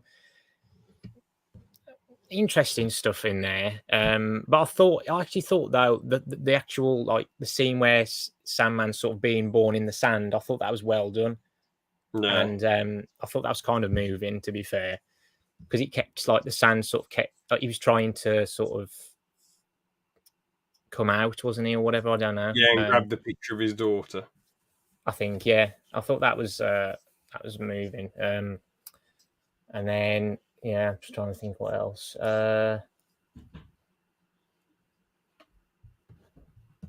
Again, like we see more of Norman in the mirror. I think it's cool that even though Norman like gets killed off at the end of Spider-Man 1, he still has a significant presence in 2 and 3 in the mirror, and like with his dialogue and like sort of tempting Harry or whatever. I mean Eddie Brock, he gets a lot of screen time. Of course, it's way more Eddie Brock than Venom. So at the end, we don't actually get that much Venom, and which is unfortunate. I thought Eddie Brock was a hopeless villain. I didn't like him at all. I just thought he was weird, boring, rubbish, odd, strange. Sandman's all right. He's just a bit emotionless. You respect his arc. How he's like, I don't want you to forgive me. I want you to understand. Because he was robbing money so he could get paid for his daughter's treatment because she was dying. But it's like, well, you can get treated first and then pay afterwards. So that's and then he could have just worked stupid overtime in Walmart if he wanted to. So that's no excuse, but like you understand why he did it because he was desperate and he just he felt a bit sort of moved that Uncle Ben was telling him, put the gun down and go home. What are you doing this for? And trying to help him. But yeah, he just sort of got shocked and accidentally shot him. Yeah. I thought it was interesting, to be fair, that they sort of retconned it, didn't they? Because originally that unknown criminal, whoever it was, killed him in the first one. And then apparently, and then now it's him. Which, I mean, I suppose it makes sense, if he's going to be the villain, and he's got to have some sort of connection to Peter, hasn't he? And he adds some tension as well. It adds some tension to the film. Yeah. Mary Jane, once again, though, in the final conflict, the damsel in distress. Yeah, that's unfortunate, yeah. I was going to say, a good thing she did, though, at least she grabbed that cinder block and then threw it onto Eddie Brock's head. Yeah, I think apparently, Kirsten Dunst, the actress, I don't think she wanted to be the damsel in distress once again, which is understandable. And I think Sam Raimi had promised that she wouldn't be, but then I think because of having to change the story and all this and that, he had to tell her that she would, but they'd reuse her screams or whatever voice lines from the first two films, and he should be able to do a little bit with the cinder block, like you said. Yeah, that's good. But it was just unfortunate, like you say, it was her again. I think, I don't know whether it's Full Fat Videos who said, or someone who said that it might have been better if it was Gwen, perhaps, as she was introduced in the film. But anyway, I'm just jumping back again. I feel like I've got a lot to say about this one. But I've got to admit, I mean, I don't know. I just find the Bully Maguire stuff really fun. I mean, I don't know. It's just, of course, there's the dancing and all that, and the music, and I suppose everything's going well for him. And then he's standing up to Eddie, which is good to see. Eddie's getting his karma, and he's doing that. He's doing that he's sort of doing that weird dancing in the cafe as well, isn't he? He's trying to sort of impress MJ, I think, isn't he? Even though he's with Gwen. I think he's doing it to make her jealous. Yeah, he goes on for ages and does this mad dance. Yeah, that's right. Yeah. Just trying to think what else is there. I thought the fight scene with the second fight scene with Harry and Peter was cool as well. I thought that was well shot, and there's a lot of impact. Just trying to think what's. Then we have the church scene, which I thought was I thought that was good. And Peter's just trying to get the symbiote off him, and the symbiote's weakness is really cool as well. I remember seeing it in the Spectacular Spider-Man before I saw it in Spider-Man 3, because I actually watched that first. Banging the bell and the symbiote's and then obviously he gets all those metal poles at the end and runs around banging them all, and the symbiote's Yeah, that was an interesting way of doing it, yeah. But Eddie Brock loves being such an angry, bitter person that he just kills himself by running into the venom again. Oh, yeah, I thought what was weird about that is, he was sort of, I thought that was weird when he did that. I don't know, but... I don't know, no sense, because while he's a douchebag and an arsehole, you wouldn't think that he'd be that desperate to be so angry and toxic, because once you're in Venom, you're angry and toxic and pissed and a cringy psychopath, but once you're out of it, you're back to normal, so surely he'd be a bit like... Because when the goo went on him, he was like, oh, get off. So, like, surely he'd feel the exact same way when he lost the goose. So why would he jump in and kill himself? I don't get it. Strange. He even said, like, in that final fight as well, that he said, didn't he, that did he say being evil makes me happy? Feeling angry, feeling mad makes him happy. Yeah. Yeah. Odd. Yeah. I thought, even though it was just a simple explanation, like you said, which Harry needed, which he could have had earlier on, I still thought it was cool how Harry was redeemed in the end. Yeah. And he helped Peter out against Sandman. And like you've said, a lot of the CGI in these films is dated, and you can kind of see that with Sandman at times as well, especially in this film, especially when he's like a massive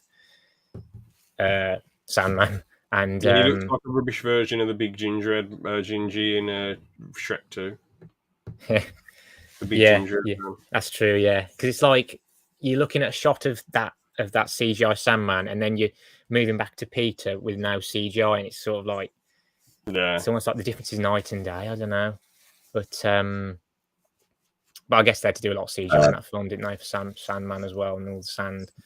But yeah, I thought that fight scene at the end was cool as well with Venom. I mean, of course, we only had like a sort of brief interaction with Sandman and Venom, didn't we? We didn't get much there, and the Venom stuff at the end was it was rushed. Oh yeah, and I was going to say, going back, we know that Peter fights Sandman with the black suit, and of course and that's quite like, it's kind of brutal in a way. I don't know. I never say he's only sand, but like he pushes his head against the train, doesn't he? And and then in the end he gets washed, like the sand gets washed away down the drain, the drain, and then we don't see Sandman again until like towards the end, do we? I think. True. I thought that fight scene then was cool, and how he took out Venom, and then just how it making up with Sandman as well, and like saying he forgave him, like, you know, some powerful stuff there, I thought, and then Sandman just sort of flew off, didn't he? And then Harry died as well, which was emotional. Sad, and he said something to Peter about being his friend, didn't he? And then he said best friend, and that was pretty cool. I think as well, it's a bit random, I think in that scene as well, there was a bunch of people at the bottom, wasn't there, watching, I think, and Jameson was there as well, wasn't he? Wasn't he trying to like... Oh, yeah, he said, give me your camera. And, no, do you want a job at the Bugle, to a little kid? And she's like, no. And then he's like, how much for the camera? $150. Okay. And he's like, what? Battery costs extra. Yeah. Imagine if you just said you're serious, that would have been amazing. Yeah. And then, of course, after that, we get the final scene where Peter goes into the cafe where MJ is, and then they just... there's a funeral first, and Peter says some slightly inspirational words, which I can't remember them off the top of my head, but then they just go into the cafe and hug, and that's the end. I think they hug and kiss, then credits roll. Yeah, so it's kind of like, I don't know, it's kind of unfortunate that it's sort of up in the air in that sense, and bittersweet, but... It should have ended with a swing around the city. Maybe, or maybe it was more of a happy ending, maybe, or they got back together like in a more clear way. I don't know, but we find out in No Way Home, don't we, that they made it work? Yeah, he said, which was nice to hear. Yeah, but we did have a happy ending in Spider-Man 2 in a way, didn't we? Yeah, true. So it kind of made sense that like it's just a roller coaster, isn't it, with him and MJ throughout the trilogy? Like in the first one, go on. I was going to say, I think because they thought, we could be doing a Spider-Man 4, they probably did want to leave it open. Yeah, I think that's what I heard, But it was a roller coaster bit with the two of them throughout the trilogy. Like in the first one, they start the relationship, and then MJ wants to get with him, but he doesn't because of the risks.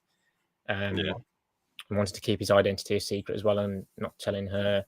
And in the second one, it's not going well for him, but then they do get back together, and are actually like properly together at the end. So it's all happy. And then of course Spider-Man 3 only makes sense to sort of introduce something and introduce the symbiote, I suppose, and make him go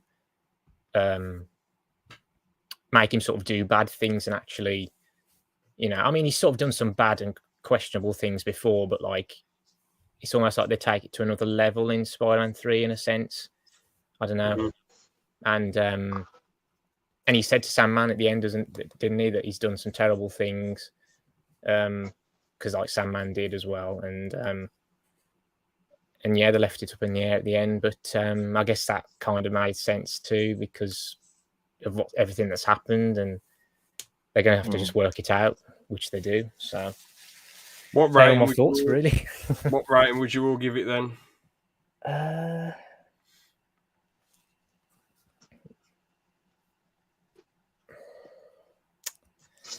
I don't know. It's difficult because, of course, it's not like it has its flaws, of course, and it's like there's a lot packed into it. But it's interesting following all these characters and all these villains.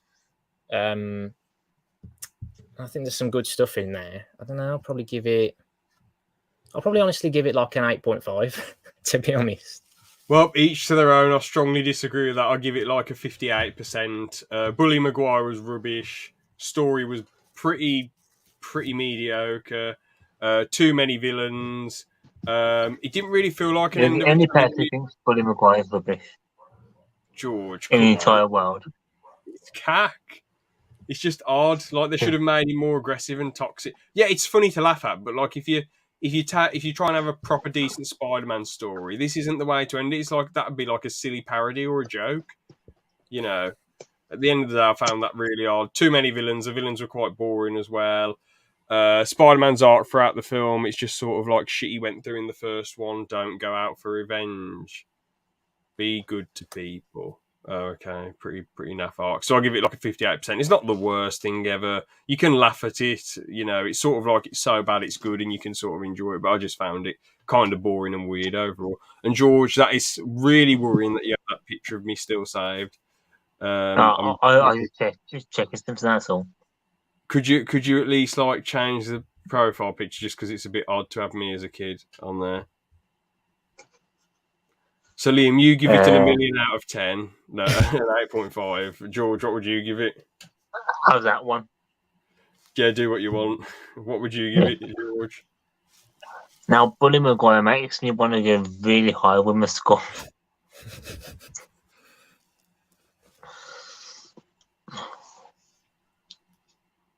And I think, knowing with the No Way Home stuff, which makes it quite nice,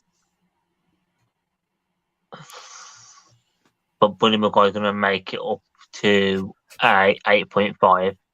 Oh, same as Liam. I thought you were going to go for like 10 out of 10 or 9.5. I was thinking, bloody hell, George is going to big this up.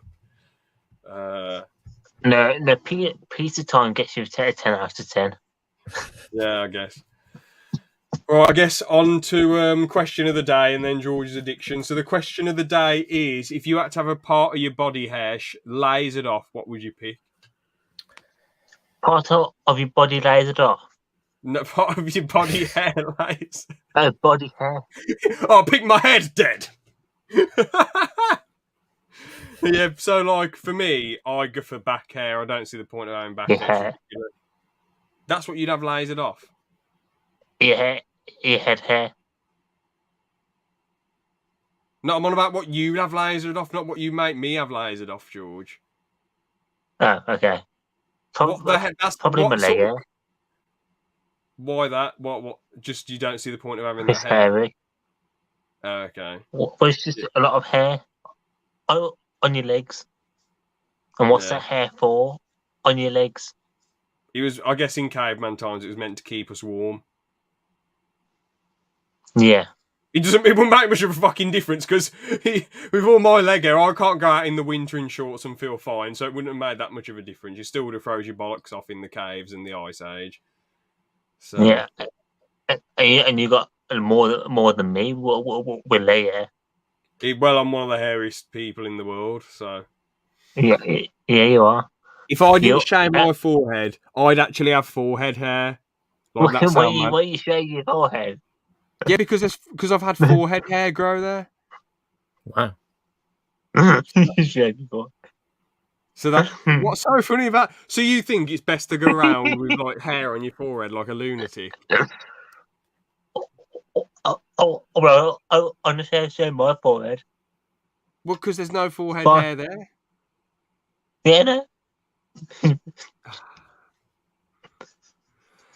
Anyway, yeah, I go for back hair because it just seems pointless to have it. To That's be just honest, really there's a lot funny of to me it. for some There's reason. a lot of it. There's a lot of it, and it just seems pointless. Like you know, you don't. I guess you do need your back to be warm, but like, what? It just seems like pointless and doesn't look right.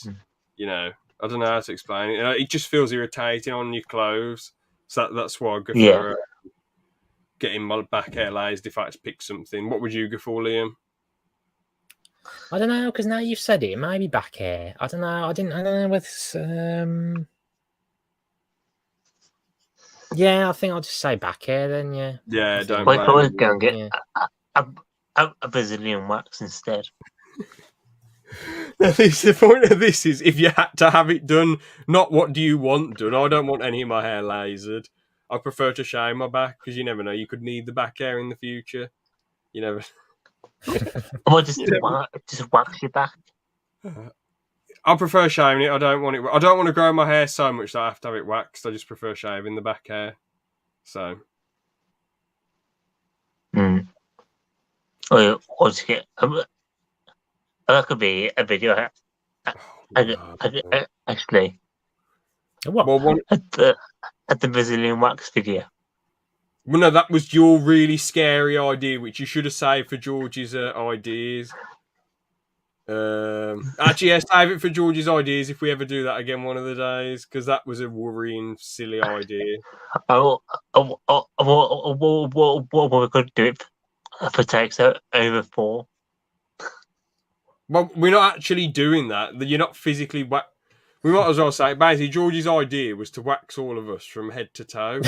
I'm thinking, why would you want to do that? No, it was a head to toe.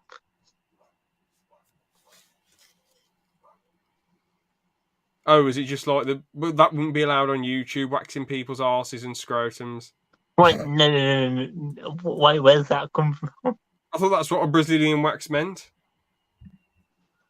No, a Brazilian wax is a bit more removing pubic hair. Yeah, see, I told you. Oh, I know that's bikini waxing. yeah, one thing. It's basically like an airplane strike down the front.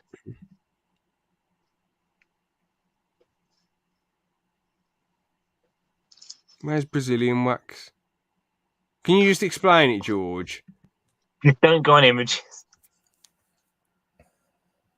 So, wait, you just wax everyone's pubes? That's even more weird than waxing people from head to toe. Imagine a runaway.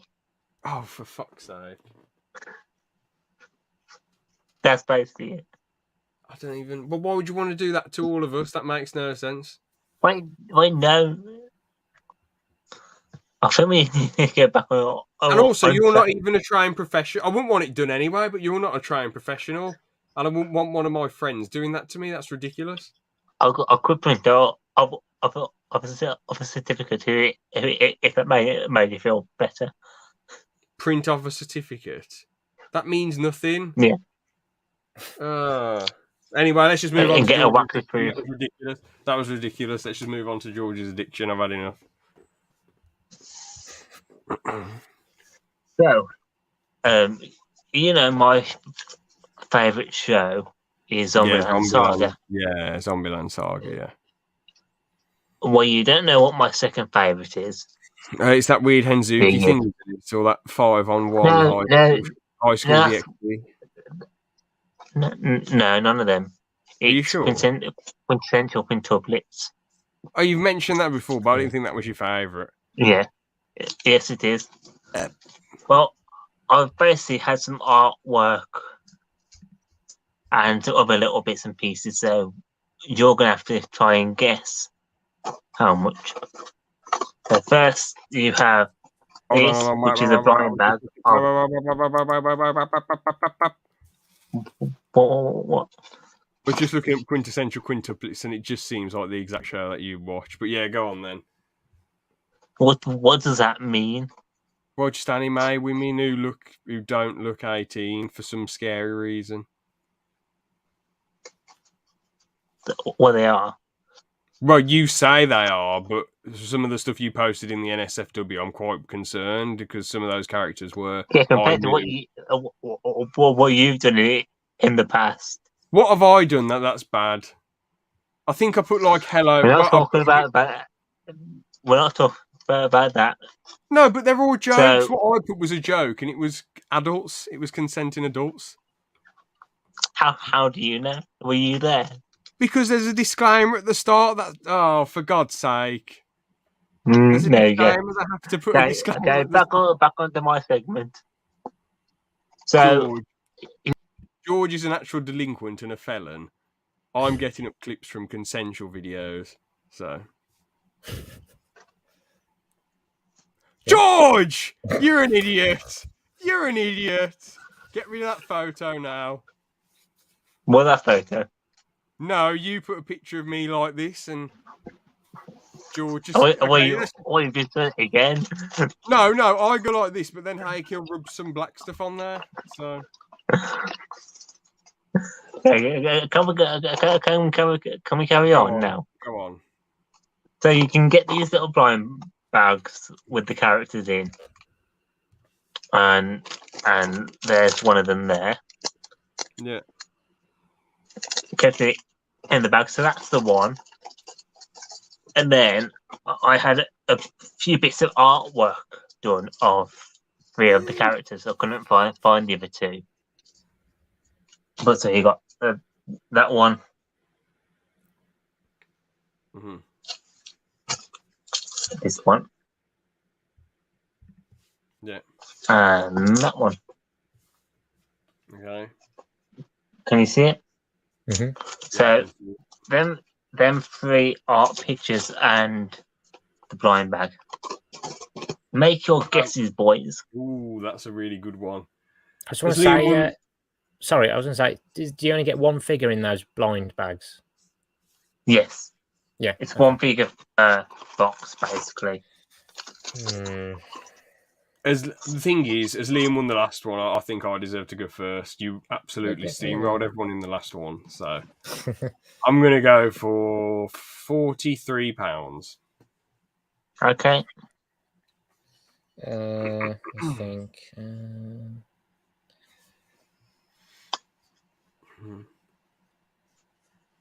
37. Liam is the closest.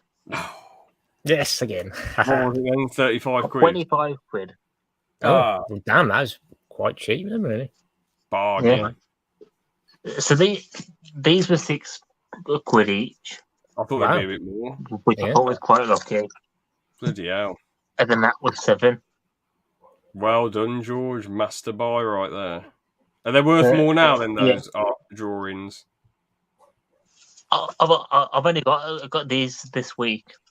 Okay. So I'm not out them. You need to calm down with the collecting addiction. This is why it's called George's addiction. Hey, if you go for a bargain and you see a bargain, you'll go and get that bargain.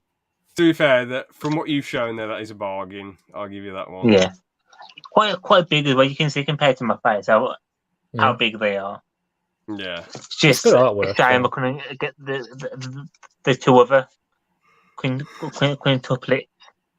Have we got one more George's addiction, or I can find one.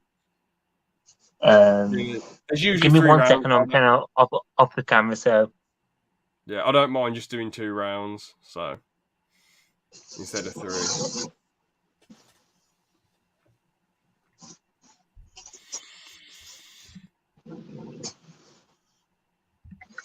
Do you know my Lotus things?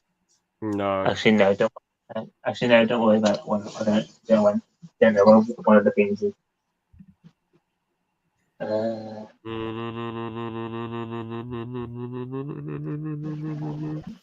don't know why I'm absolutely roasting to death again. My legs are just sweating a ridiculous amount, man. It's yeah. Why do you think I've got my camera? Yeah, it's a kind of warm again today. Right. I think I've found one out.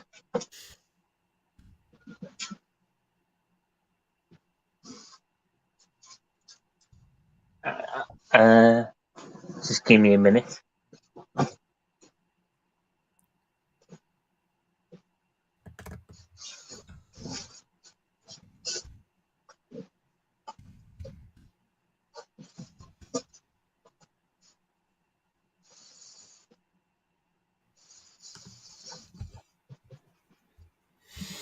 Oh. So you're sweating a little bit, would you say, Liam? Yeah, maybe just a little bit. Maybe I'm just a little bit nervous to go back to work tomorrow because I've had this brilliant, peaceful week off. And it's a bank holiday, so it's going to be absolutely manic. Oh, have you got to go in tomorrow? Oh. No, it's because I picked to have my days off for the bank holiday. So, like, instead of having bank holidays, I picked to have more days off. So, it's the price I pay when the bank holiday rolls around. The first bank holiday was easy, but the rest of them have been horrible, horrific days to work. Apart from driving there, they've been horrific days to work, man. Nasty days. Because the suppliers are, like, really slow on those days because a lot of them are out or off. So, it's just really just mad stress. But I guess I just got to remember it's just a job. Who gives a shit, you know? It's whatever. As long as I've done my best, you know, there's not much I can do. But it's so hard to say. It's so hard to tell yourself that when the calls are just getting insanely difficult. Yeah. I am ready. Right, go on then, George. The floor is yours.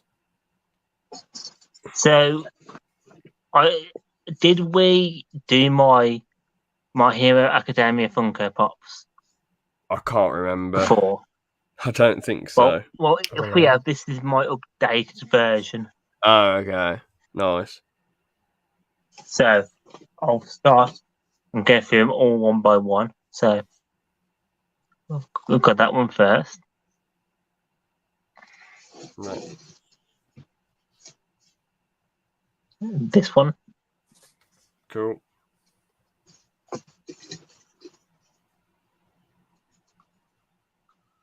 Bloody hell, that must be a after Series 3 character. I don't remember him. I think he's a Series 3 character. I didn't finish Series 3, to be fair, so maybe he must have shown up towards the end. I haven't seen him past Series 3. I need to finish him off. Oh, yeah, every bit lady. Woo, Oliver, she's a legend. 2. She's such banter. He's Rocky pretty cool. Balboa. He's a cool guy.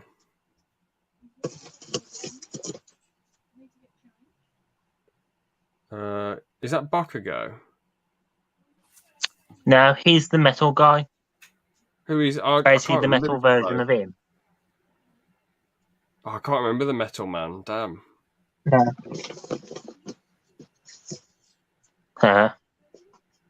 I can't remember her. Was she one of the bad guys? She's going to be Series 4, Series 5, because I haven't seen her yet. I just know she's a dragon teacher. Oh, yeah, it's the little master guy who trained All Might. Yeah. He was a con exclusive. Bloody hell, how did you get your hands Keep that on in him? mind. In the shop, luckily. Bloody hell.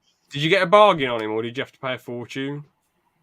Oh, wait, no, you can't say for the sake of the game, for the sake of this. Tell us after. Let's say reasonable. Oh, okay. That's what I say. Him. I'm glad you mentioned it was a con. He's Series 4. Help me a bit. This is a con exclusive, but it's a special edition, basically, of his character.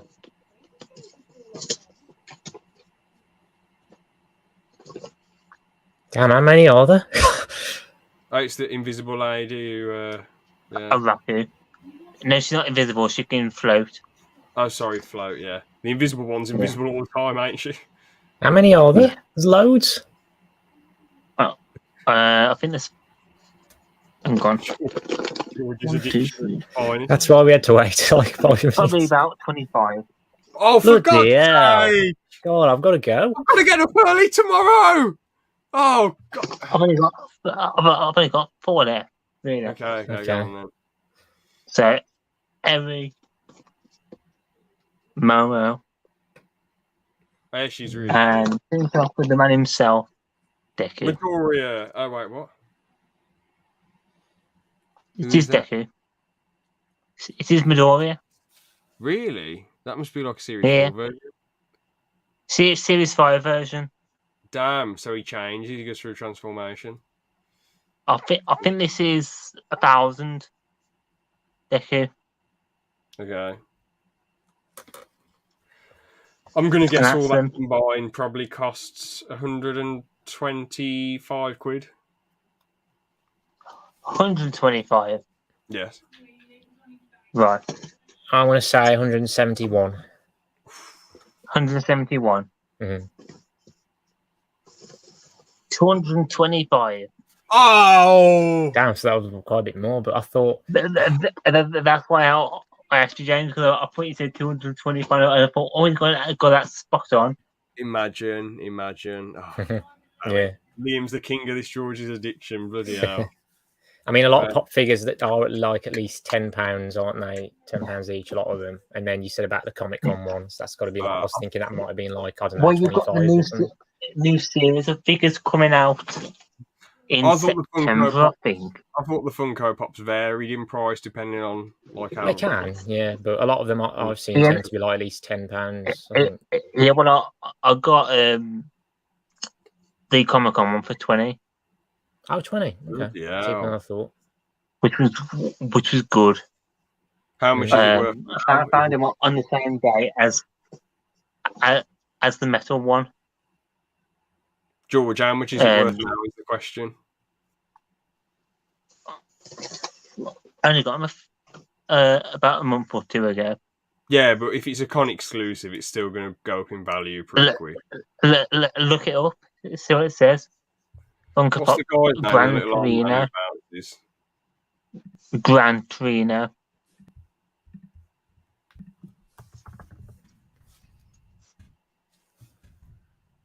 And it was a Comic Con exclusive. Let's see how much he's worth. Oh, damn. Oh, I've looked up the con exclusive and it just comes up with one from Smith's Toy Superstores. Yeah, that's where I got it from. Oh, they're for selling it at Smith's, then it's not a con exclusive, is it? No, it is. It's a con exclusive. It's got it. No. Otherwise, it would just be sold there. No, I thought you would have got it from like a little collector store because the Lego Comic Con exclusives are like £1,000 after Comic Con, and you can only get them at Comic Con. So I've got the box around here. Let me find it. Just because Smith, it's got the sticker saying it is. Just because Smiths use their arsehole to pick up the sticker and slap it on doesn't mean that it's a Comic Con exclusive. What's that say? Limited edition summer. Does that say summer convention? Commentator George. Summer convention. Yeah. That's not Comic Con then, George. It's a Comic Con car. I doubt that. We'll leave that there then. I need to get to bed. Yeah, this has been ridiculous. All right then. Have a good one. Have a good one, everyone. Check out Liam and George's channel. Peace. That's all I can say. Laters. See ya. Bye-bye. Yeah, well, see you, everyone.